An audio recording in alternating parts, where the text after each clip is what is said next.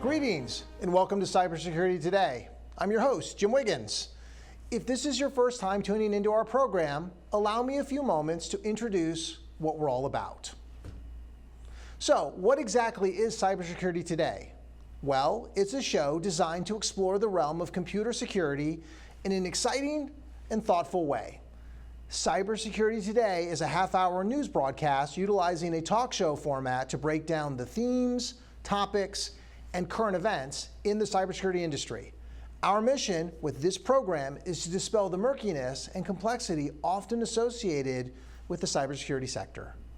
For our viewers who are already active professionals in the field, this show will deliver a pulse on the current state of affairs. We feature a variety of esteemed guests to delve into topics that are important to those in the cybersecurity space. Our objective is to offer information to a diverse audience, from beginner to experts and everyone in between. You're sure to gain fresh insights from today's show. All right, let's set the stage and discuss the structure of the show. This will help you understand what's in store. Today's show is divided into two parts. Our first segment is known as Cyber Bites, and this covers several current events unfolding today in the cybersecurity sector. Some of these stories might be familiar to you, while others may be entirely new. Then, in our second segment, we're joined by Mr. Marcus Scharra to discuss how privileged access management, or PAM, and privacy intersect in today's zero-trust cybersecurity landscape. He'll share insights on automating trust and securing digital identities in a rapidly evolving threat environment. Okay, let's get into the Cyber Bites segment and talk about what's going on today in the cybersecurity industry. In current news, the Common Vulnerabilities and Exposure Program, sometimes called CVE, a critical cybersecurity resource for identifying and tracking publicly disclosed software vulnerabilities, is at risk of losing its federal funding. Managed by the nonprofit MITRE Corporation, the program's contract to develop, operate, and modernize the CVE system is set to expire on April 16, 2025. Security experts warn that the absence of funding could severely impact global cybersecurity coordination, potentially causing confusion over vulnerability identification and undermining defense systems. In a last-minute decision, the Cybersecurity and Infrastructure Security Agency, or CISA, extended funding for the CVE program, though uncertainty remains due to potential long-term funding issues. In other news, DaVita Incorporated, a major U.S. dialysis provider, disclosed a ransomware attack that encrypted parts of its network and disrupted some operations. Despite these issues, the company maintained patient care services and implemented interim measures isolating affected systems. DaVita is currently working with external cybersecurity experts and has informed law enforcement. The extent and duration of the disruption remains unknown. In other news, the European Commission's new security initiative, Protect EU, aims to grant law enforcement lawful access to encrypted online data, including through the implementation of encryption backdoors. The proposal has sparked significant concern among privacy advocates and the VPN industry, who argue that weakening end-to-end encryption will ultimately harm cybersecurity and user privacy. Prominent VPN companies such as Proton VPN, Surfstark, Mulvad VPN, and NordVPN stress that encryption backdoors create vulnerabilities exploitable by malicious actors and could lead to the erosion of privacy rights. Another contentious element is the potential data retention requirements that could force VPN providers to log user metadata, undermining their no-log policies and possibly driving them out of the EU market. Those are some of the top headlines in the cybersecurity industry today. We're taking a short break, but when we return, Mr. Marcus Scharra will join us to talk about how privileged access management and privacy come together in a zero-trust world. Hello, I'm Patrick Kennedy. Last year, more of our military members died by suicide than from combat. Anyone can experience stress after a traumatic event. It's up to each of us to let our veterans know they don't have to suffer in silence. Remember, mental illness is an issue of chemistry, not character. Learn how to be an advocate for change at psychiatry.org/mental health. A public service message from the American Psychiatric Association. Welcome back to Cybersecurity Today. Next, we're honored to host Mr. Marcus Scharra, a seasoned entrepreneur, computer engineer, and leading expert in cybersecurity and artificial intelligence.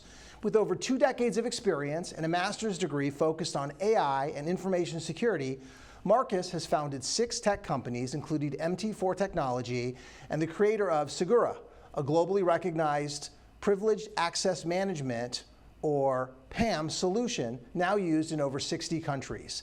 Today, he joins us to discuss how PAM and privacy intersect in a zero-trust world and how automation is reshaping trust in modern cybersecurity. Marcus, welcome to the show. Hello, Jim. Good to be here. Thank you for having me. It's a pleasure. Absolutely, absolutely. So, I thought, Marcus, our audience is pretty diverse, and they may not have ever heard of PAM before, Privileged Access Management. I wondered if you could start by talking a little bit about what Privileged Access Management is and why it's an important or critical component in modern cybersecurity programs today. Can we start there? Yeah. So Privileged Access Management is a very important cybersecurity discipline, and the goal is to protect the key privileged keys. We call it the keys of the kingdom, or the main critical administrative access to all the infrastructure inside any company. So the goal is to protect these keys so no one can use it to do harm to the company.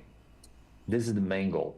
And it's very, very important because most of the breaches that happen today, I would say, based on the various research, that probably 40 to 50% of the breaches that happen today use the advantage of kind of bad management of the keys. So protecting it is critical to guarantee that your controls are in place and your company is safe. Understood. Can we talk just for a moment about some of the history of PAM? Like, how has it evolved over the past couple of decades? And how has cloud computing and remote work influenced or affected some of these solutions that are out there? Right. So in the early days, probably 20 years ago when PAM started, it was really about vaulting, keeping these passwords or these privileged keys inside the vault, and only allowing the administrators to have access when they need it. But with evolution, the complexity of the infrastructure grew a lot. So infrastructure today is much more complex than in the past. So you can't have only this vaulting process. That means keeping the key inside the vault and liberating it when it's necessary. You have to have automation, you have to have predictability, you have to have user behavior. So through the last 10 years with cloud computing, the complexity of the environment became bigger and bigger. So now you need to have a kind of next-gen PAM, which means that not only we're vaulting the passwords and the keys, but also administrating multiple different environments, hybrid environments, controlling the user behavior and how the things, how the use of these credentials how these credentials are being used. Understood. So you talked about next gen. I'm curious, it seems like in cyber, one of the big buzzwords you hear today is this whole idea of what's called zero trust. How does PAM fit in the context of zero trust architecture? Are they complementary? Do they work together? Can you talk for a moment about that potential intersection piece? Sure. So zero trust is really about not trusting anyone, right? Man, you don't trust anyone anymore. So trust is something that you have only when you use it or when you need it. So for every single access or activity that you want to do inside infrastructure, you have to know who is trying to do it, why he needs it, what time he needs it, what he's going to do, and when it's going to finish it. So PAM is really a control that enables you to implement zero trust in practice. which means that instead of giving a kind of critical pass key for one specific user, I will have a system that is PAM that will enable the guy to request the access that he needs for just a certain period of time to do a specific functionality, and he will be monitored during all this process, which means that the system will be analyzing his behavior in real time until he gets to the end of that activity. So PAM is really an enabler to implement zero trust for one of the most important critical controls, that is managing the critical access keys or privileged keys inside an organization. Understood, understood. Have you run into any challenges that organizations face when trying to integrate PAM and zero trust together? Yes, this is not easy at all, because usually how companies work, they grant access to the people and they keep this available. So when I get in the organization, I have my access granted to me, and I can use it whatever to do whatever I think is necessary when I think is necessary. When you talk about zero trust, you have to change the process a little bit. So you won't have access anymore. When you need, you request. But to give it to you, I need to understand what you need and what are you going to do. So I need to have a very clear policies and automation systems that enable me to implement it. So put these things together, moving from the scenario where I used to have kind of something static rules to a dynamic system of rules that move and change based on the behavior of the user, the time he's requesting the access, or what's happening inside the organization is not easy.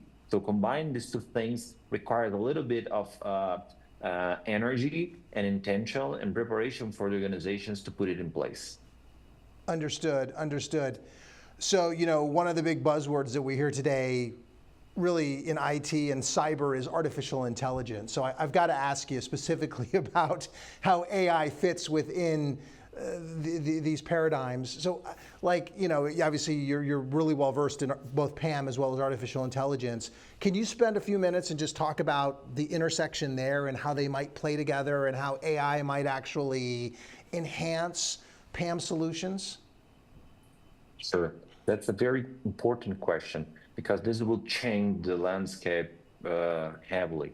So when you talk about PAM, you are talking about how users' behavior when they are using critical keys. And one of the best way to analyze behavior is comparing this behavior with another samples or similar behaviors for doing something good or to do harm to the company.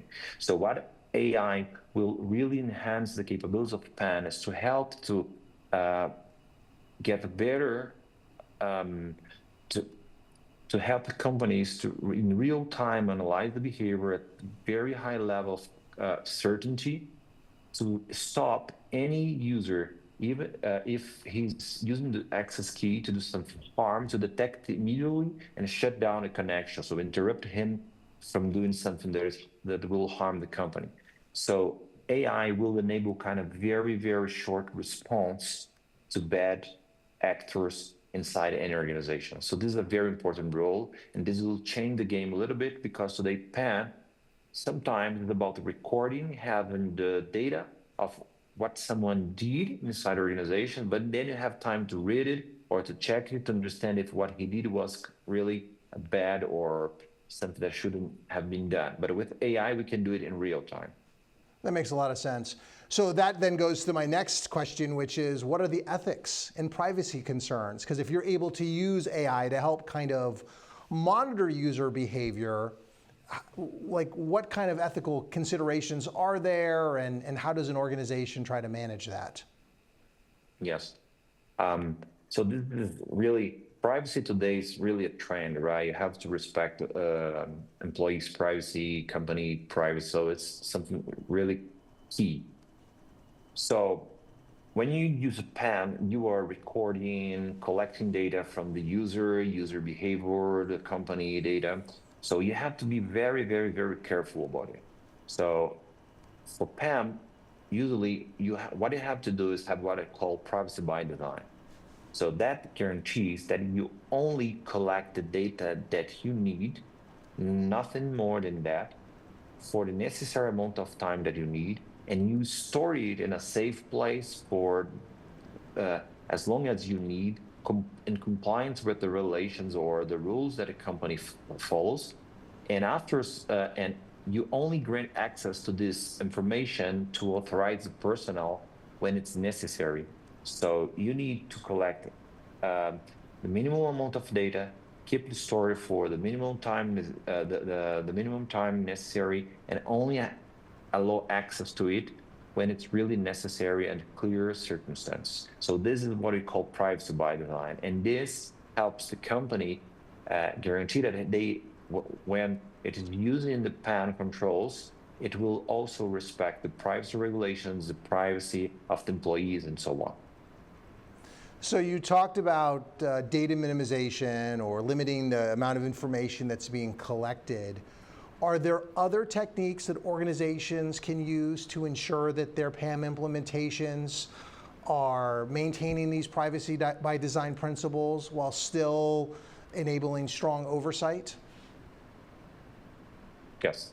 So again, the first thing the companies need to have is kind of clear guideline about privacy, which will enable the company manage all the systems and applications they have to guarantee that they are collecting the minimum amount of that data necessary. After that, guarantee that this data will be stored for the necessary amount of time, not more than that. And again, where you store it and how you keep this data is very important to guarantee that it's safe and protected.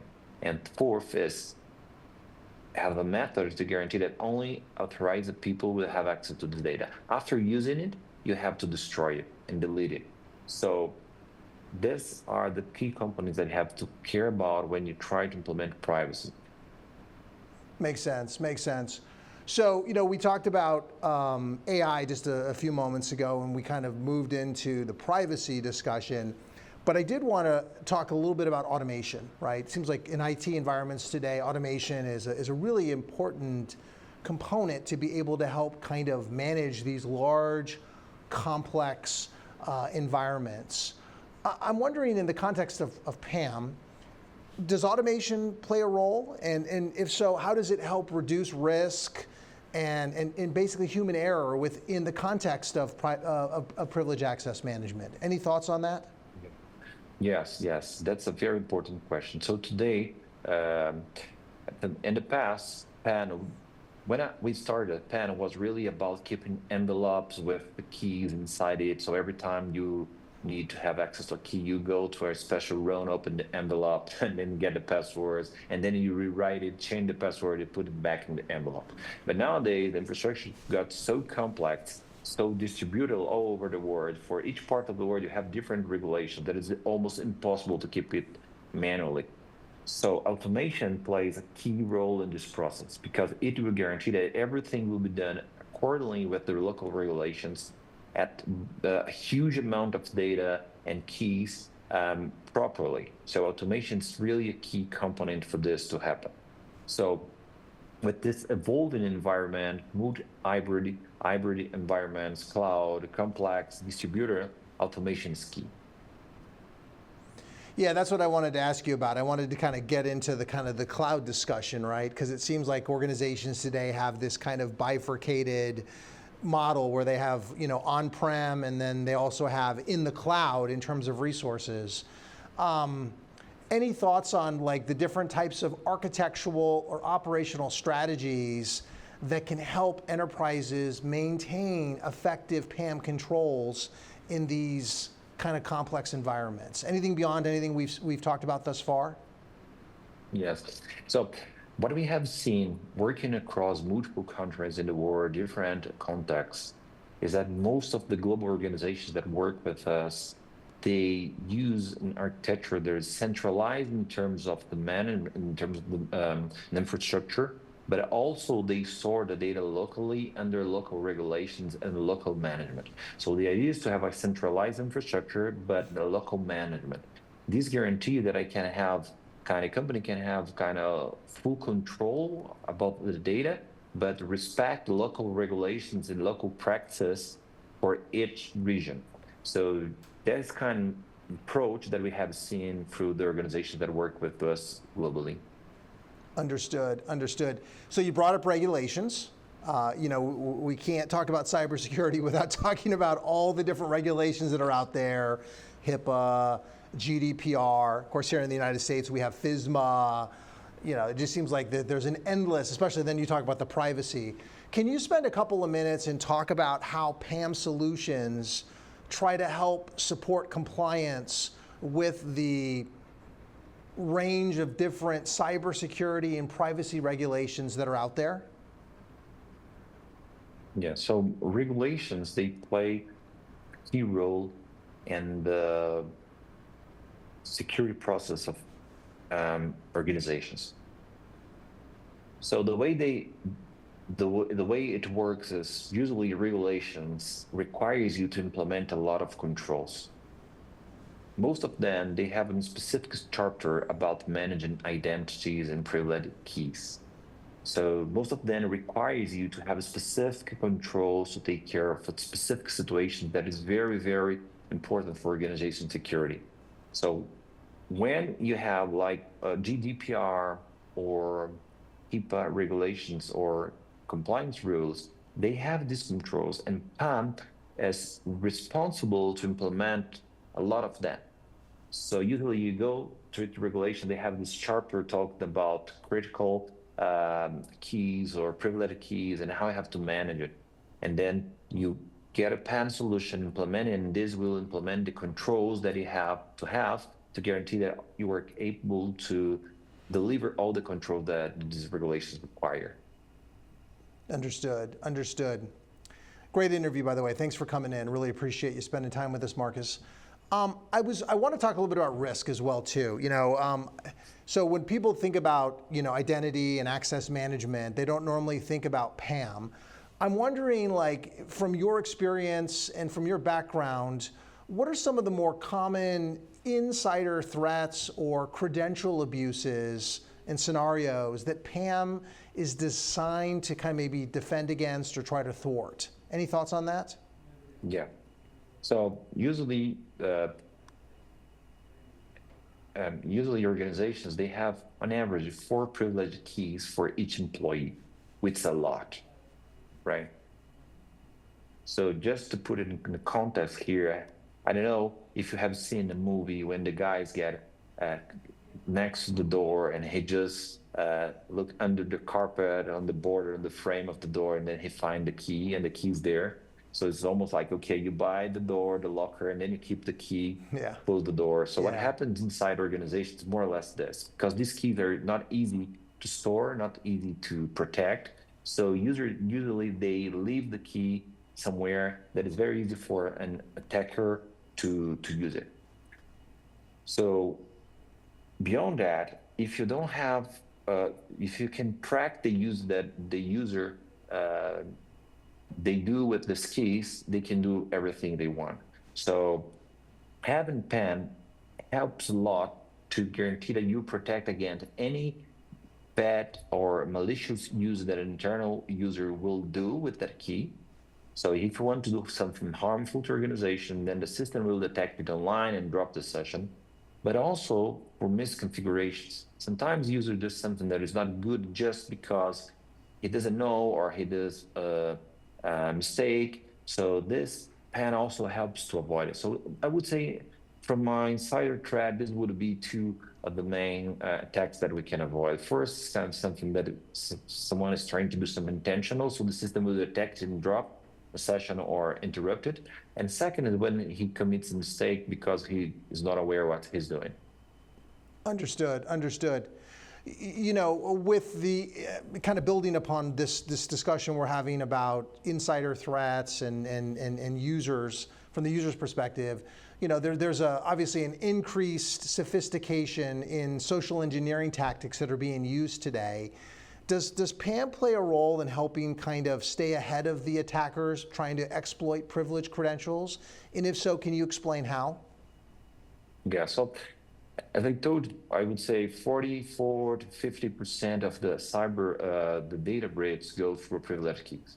And the reason is because these keys are stored not properly, per se. There is a saying that if you send a kind of phishing mail to a company, at least one person in the company will click on it. It means if you have 1,000 employees in your company and you send a phishing mail to all these guys, someone will click on it. So the best way to avoid that someone share this key is to removing it from him, so guarantee that he doesn't know. So when you put a PAM solution in place, it will take all the keys from the end user and store inside a vault, and no one will have access. So when you got kind of attacked by a phishing attack, nobody will have the access, or this phishing attack will not be able to get something from the user because he simply doesn't have the key. So having PAM helps a lot for this type of social attack because the user doesn't have the information to share at all, even if he doesn't know what's happening. Understood, understood. I got two questions left for you. The first one asks, looking into the crystal ball, how do you see PAM evolving over the next 5 to 10 years? All right, that's a tough question, right? I mean, well, what's happening here is that in the last years, cybersecurity became really relevant from 2015, 17, mainly after WannaCry. After 20s, identity became even more relevant, managing identities. And PAM is kind of discipline inside identity management. So what we can expect in the future is the way identity is managed is going to be much more decentralized, dynamic, and sophisticated, using different mechanisms and tools. And also the identity disciplines like access management, privileged access management, identity governance. So this will be much more connected in this new environment, creating what we used to call as kind of a converged identity platform.